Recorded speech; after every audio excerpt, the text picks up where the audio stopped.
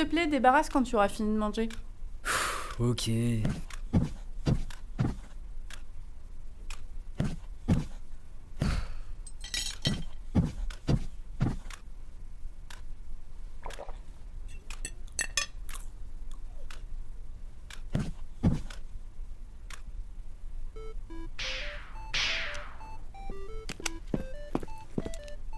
Tu comptes laisser ton assiette là toute la nuit, encore une fois?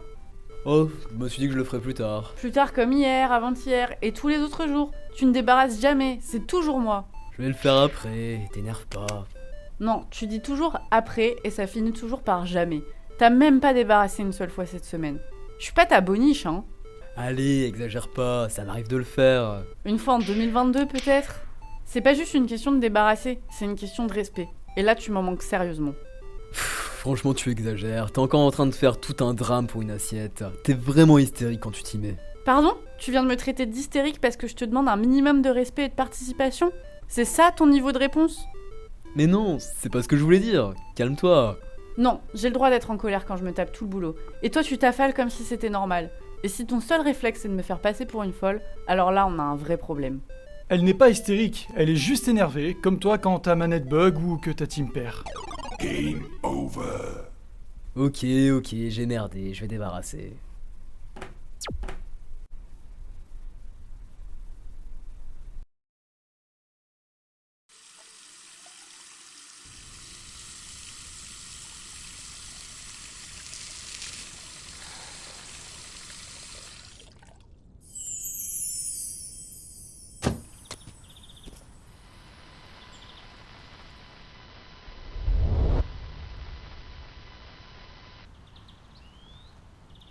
Hey, Travelo.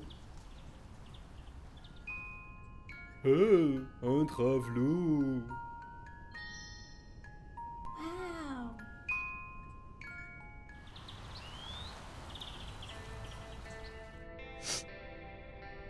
Merci Mouchou.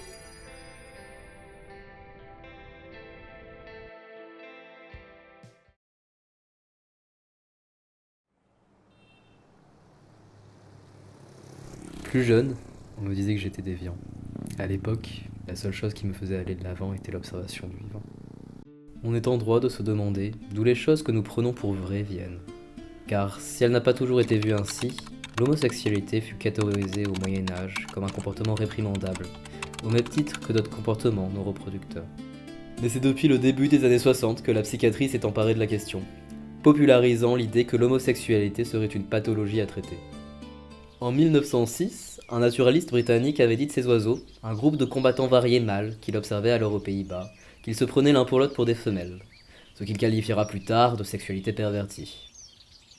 Quelques années plus tard, lors d'une expédition en Antarctique, un scientifique ayant observé des comportements homosexuels chez les manchots Adélie aura traduit ses travaux en grec, sans jamais les publier, pour ne pas heurter les sensibilités de l'époque. Cette censure du monde scientifique n'a été levée que récemment, mais l'on recense aujourd'hui des comportements homosexuels dans plus de 1500 espèces, ce qui pourrait se révéler bien peu en comparaison du nombre d'espèces où ces comportements seront observés à l'avenir. Ces comportements n'ont pas toujours qu'une portée sexuelle. Chez le cygne noir, deux mâles peuvent s'associer à une femelle temporairement, afin d'acquérir une couvée, pour ensuite élever leur progéniture ensemble. Dans ce cas, les oisillons ont alors plus de chances de survie qu'un couple mâle-femelle, allant à l'encontre de l'idée même d'un comportement qui sera un handicap à la survie de l'espèce.